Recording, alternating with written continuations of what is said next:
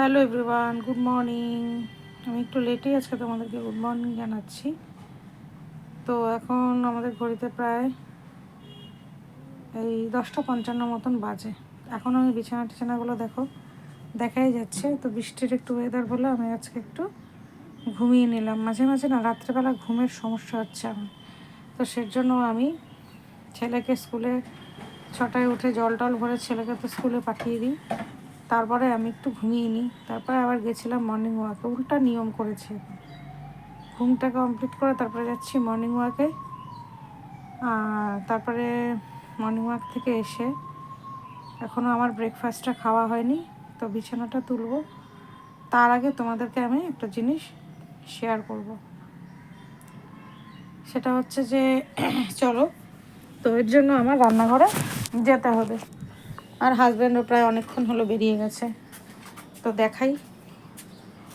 তো এখানে আমি একটু আগেই করে আসলাম। যখন করলাম তোমাদেরকে সেটা দেখাতে পারলাম না, সরি তার জন্য। কিন্তু আমি কিভাবে আমার ব্রেকফাস্টটা তৈরি করেছি সেটা তোমাদেরকে দেখাবো। সেটা হচ্ছে এখানে দেখো, এখানে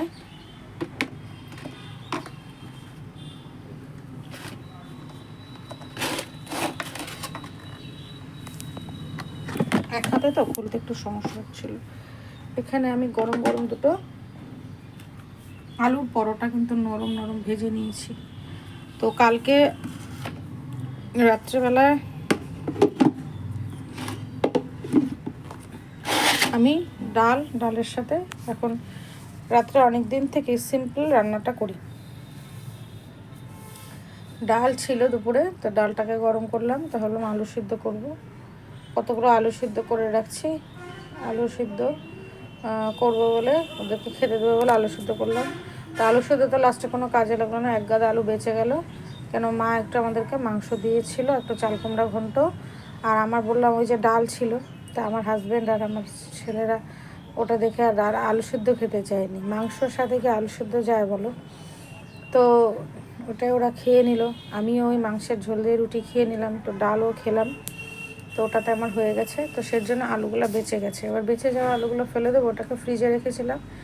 ওই আলুটা 4 টুকরা ছোটো ছোটো এতটুকু সাইজের আলু নিলাম। ওটার সাথে আমি জাস্ট একটুখানি আটা ময়দা মিশিয়ে, সমপরিমাণ ময়দা মিশিয়ে আলুটাকে চটকে নিয়ে তারপরে তোমাদের একটা লঙ্কাটাকে বড় বড় টুকরা করে, যাতে চোখে পড়ে, যাতে খাওয়ার সময় রক্তিমের কোনো অসুবিধা না হয়, সেজন্য দুটা জাস্ট লবণ দিয়ে এটাকে আলুটাকে চটকে নিয়ে তারপরে আমি পুর না ভরে কিন্তু এইভাবে আলুর পরোটা করেছি। তাতে কী হয়েছে, একটু আটা বা ময়দাটা বেলার সময় বেশি দিতে হয়, তাছাড়া এমনি কোনো ঝামেলা থাকে না। আর খেতেও ওটা খুব টেস্টি। আলুর পুর ভরলে ওটার মধ্যে এক গাদা ঝামেলা। তো এটা আমি সকালে ব্রেকফাস্ট করেছি। আর এটার সাথে হয়তো একটু আচার বা একটু সস দিয়ে রক্তি মশলা করে খেয়ে নেবে। তো এটা হচ্ছে আমার সকালের মর্নিংয়ের রুটিন বললাম। আর আমি অ্যাজ ইউজুয়াল ওই যে গোলা রুটি বানাবো আমার জন্য। আমি আর পরোটা আর আলু তো আমার তো চলে না। গোলা রুটি পরে বানিয়ে নেবো, ওটা খেয়ে নেবো। তো চলো, তোমাদের সাথে কত গল্প করতে করতে এদিকে দেরি হয়ে যাচ্ছে। বিছানাটা একটু উঠিয়ে নিই। আর আজকে করব চিংড়ি মাছ। তো অনেক দিন পরে চিংড়ি মাছটা করব। কিভাবে করব তোমাদের সাথে পরের ভিডিওতে সেটা অবশ্যই শেয়ার করব। ভিডিওটা ভালো লাগলে লাইক কমেন্ট শেয়ার এবং আমার চ্যানেলটাকে কিন্তু তোমরা সাবস্ক্রাইব করবে বন্ধুরা। Tata, bye bye. আর যারা আমার ভিডিও নতুন দেখছো তারা কিন্তু বেশি বেশি করে আমার চ্যানেলটাকে সাবস্ক্রাইব করো। আমার চ্যানেলের নাম হচ্ছে প্রিয়াঙ্কা রায়চৌধুরী 5.2। দেখা হবে পরের ভিডিওতে।